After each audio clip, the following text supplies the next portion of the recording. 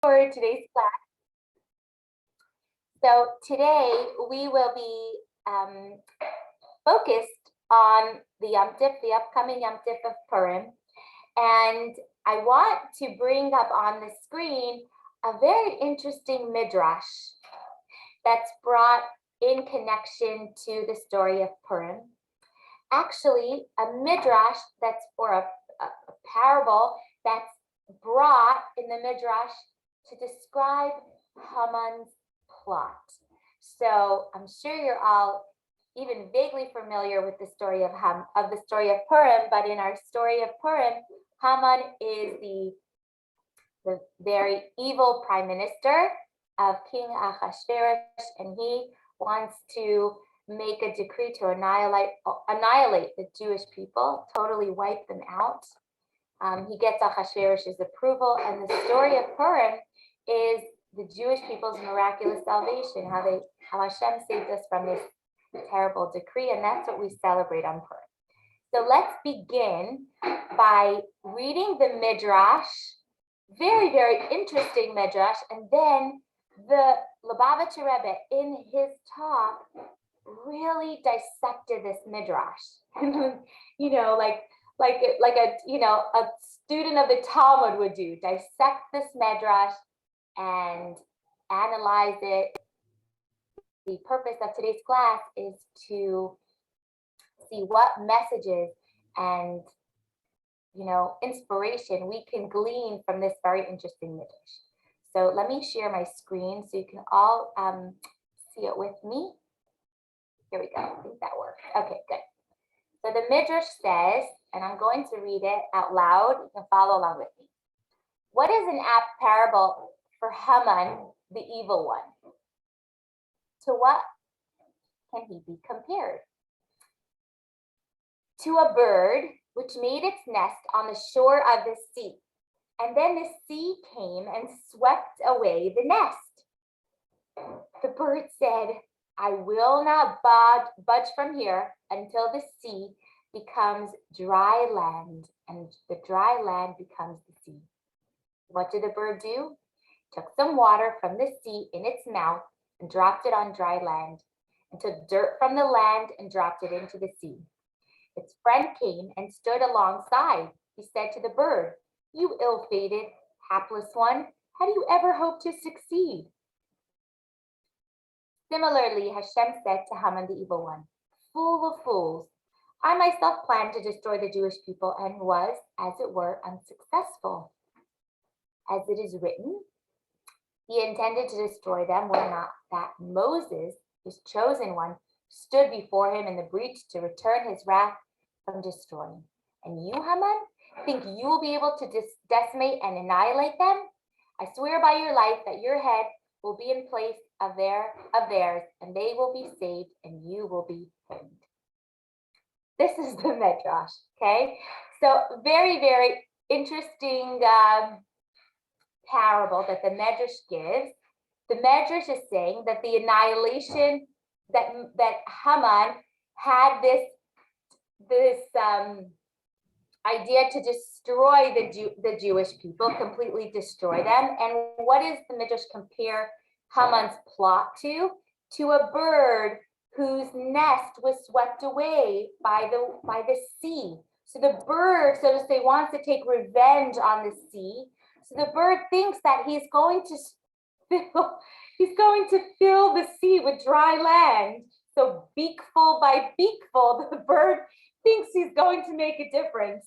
This is the way Hashem, this is the way we understand Haman's plot, like silly, dumb, like it's never gonna succeed. And this is what Hashem tells Haman.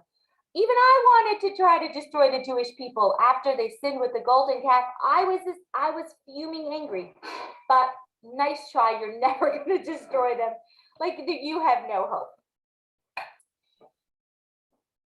So the Rebbe,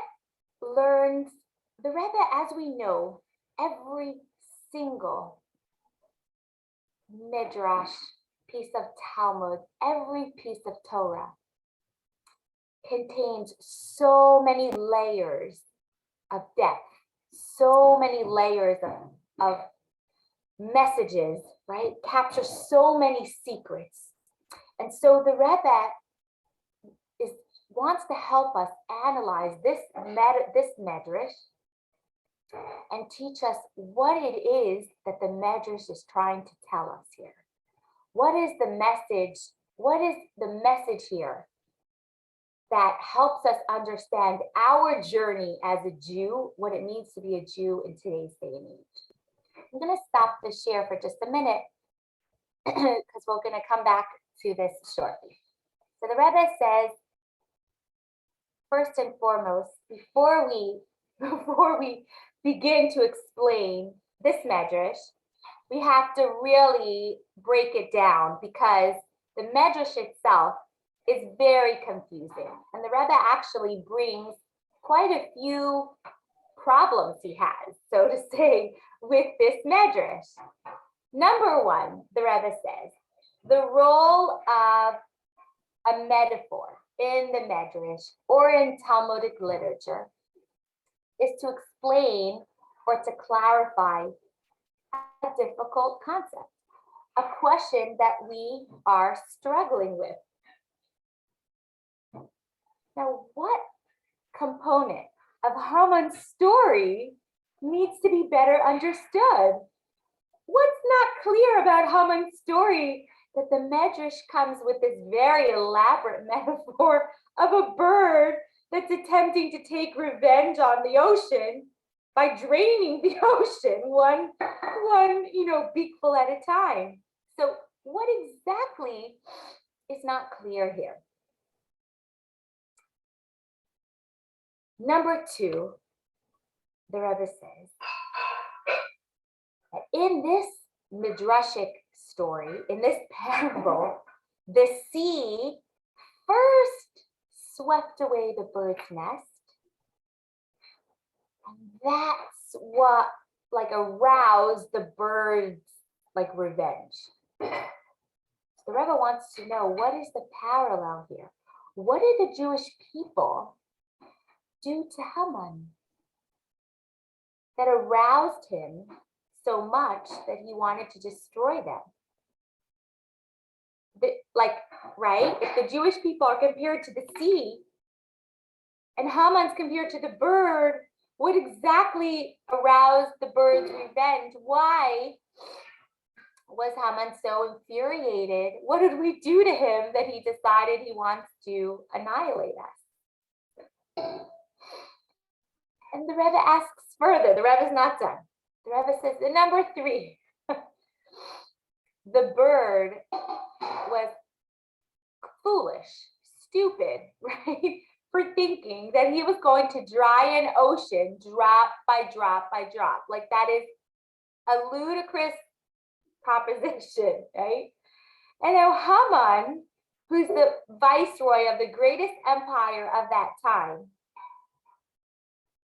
who had the full cooperation of the mightiest man in the world at that time, King Ahasuerus, had a well thought out plan, and it came dangerously close to fruition.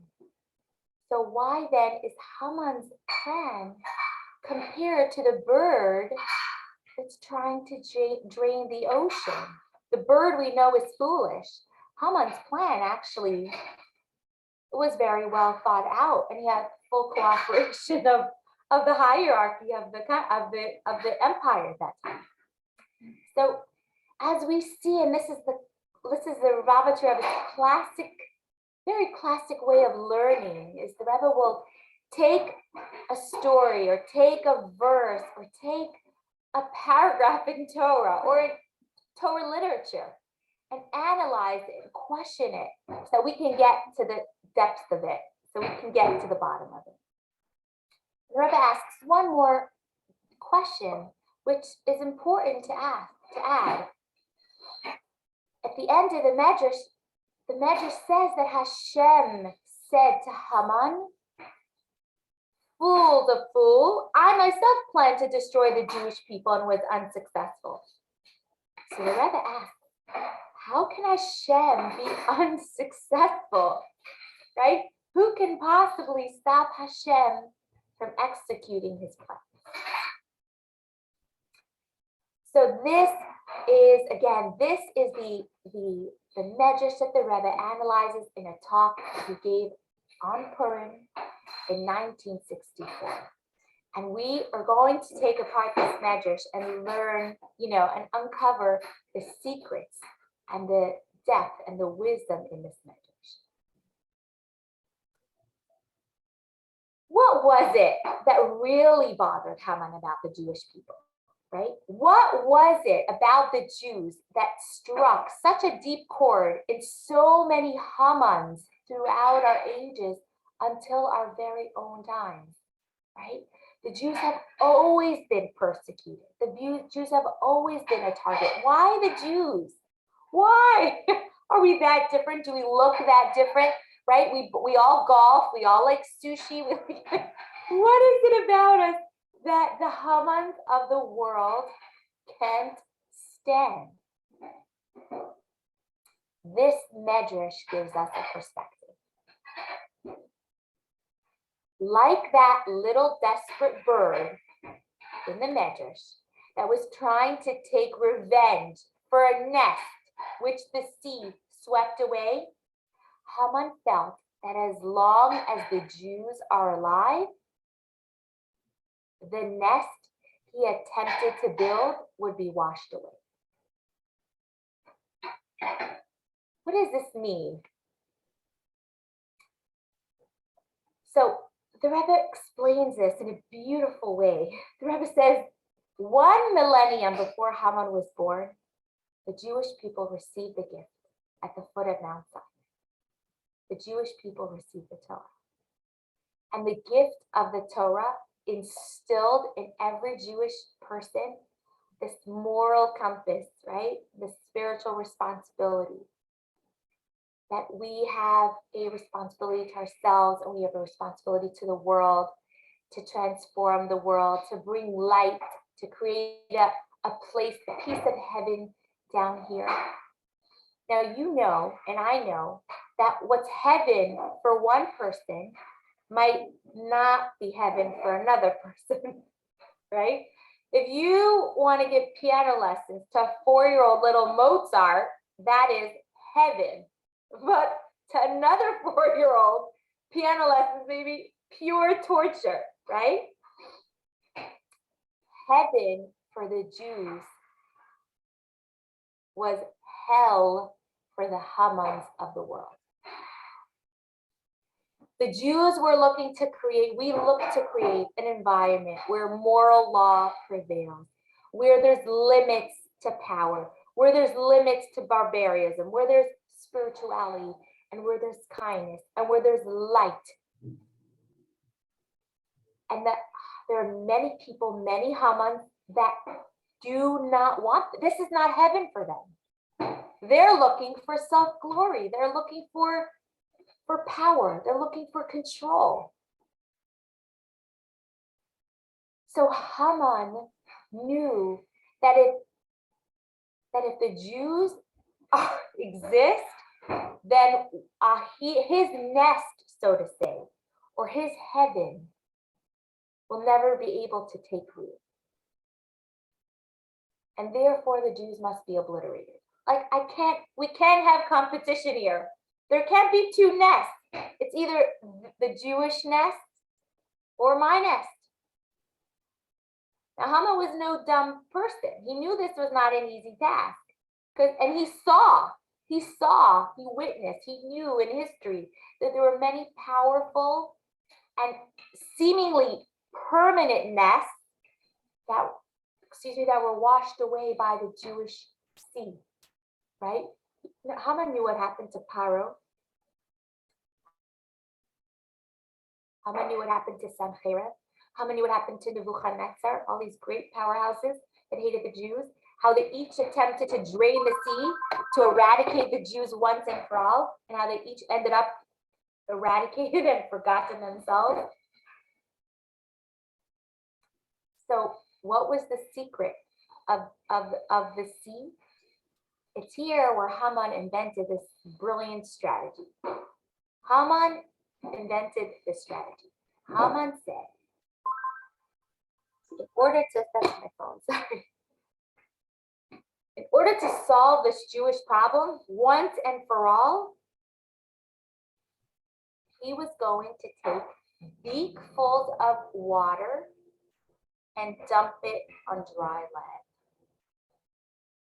He was going to dry the sea, empty the sea of water. What is the message here of water and dry land? The Rebbe brings another piece of Talmud that is the key to this puzzle, that describes what is the message here of water and dry land. So I want to bring up on the screen the piece of Talmud. You might actually recognize this Talmud because it's quite famous, and this will give us a lot of perspective. So let me do this. Great, here we go. Okay, so I will read this piece of Talmud, and this is the Talmud that the Rebbe brings. The evil empire had prohibited Torah study. Pappos, the son of Yehuda, came and found Rabbi Akiva making large public gatherings and teaching Torah. Papa said to him, Akiva, aren't you afraid of the authorities? And Akiva replied, I will give you a parable. A fox is walking along the river. He sees the fish frantically scurrying from one place to another. He says to them, from whom are you running? The fish say, from the nets and traps of the fishermen. The fox says, why don't you come up to the dry land and we will live happily together, just as our forefathers did? The fish replied, is it really you whom they call the cleverest of animals? You are not clever, rather a fool. If we are afraid in the place of our vitality, how much more so in the place of our death? Rabbi Akiva concluded, if the life is tough as we are sitting and studying Torah, about which it is written, it is our life and the length of our days, how much worse it will be if we cease to study Torah. This piece of Talmud, beautiful piece of Talmud, shows us how connected a Jew is to Torah, like a fish is connected to water. The Jew to the Torah is like the fish to the sea. It's its necessary habitat. It's the source of its vitality. If you take the fish out of the water, you kill the fish. The fish needs the water for its vitality. It's where the fish lives and breathes and thrives and can be most creative. A fish that's washed up ashore is like a Jewish soul that's deprived of Torah. And that soul will struggle to find meaning on dry land. It's stuck. It's like dry. It's empty. So yes, the Jew, like the fish, will flip and flop on dry land and try to experiment with different ideologies and different lifestyles, right? Trying to find some meaning, some solace for his neshama. And he might become a Darwinist, a Buddhist, a global warmist, whatever you have it. But the Jew, like the fish, has to realize that by his essential nature, he has to remain, he or she has to remain in the water. So back to Haman. What was Haman's ingenious plan? What was Haman's strategy?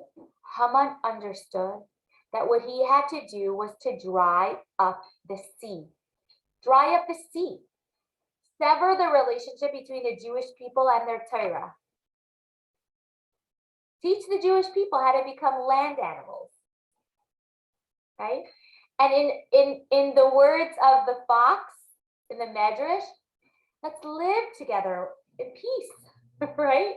Like, come out of the water and let's hang out.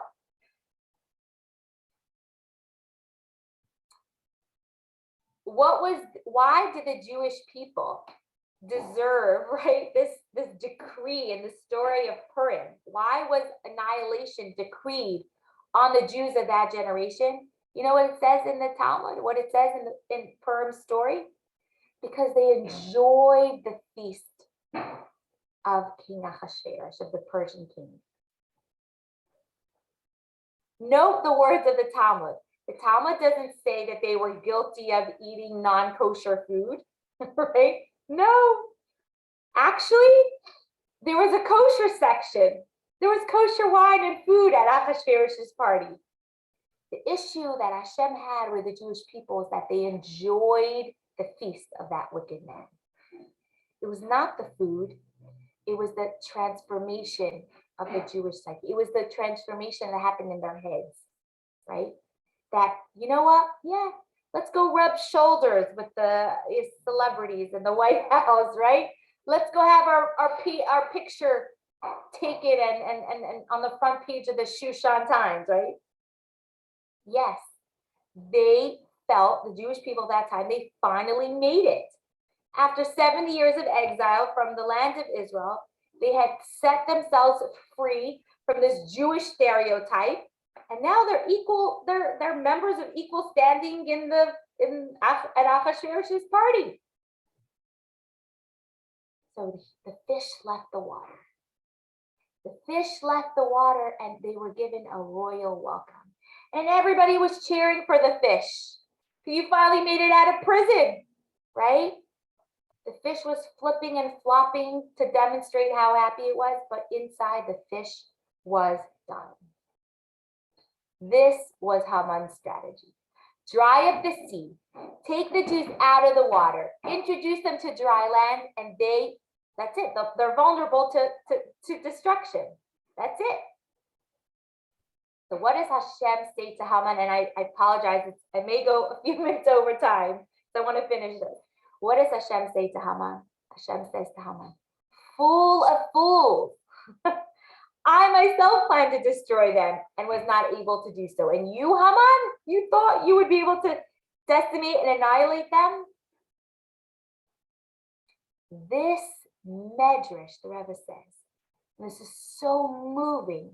And if you heard the Rebbe's words, the Rebbe speak these words, the Rebbe was so emotional when he said these words.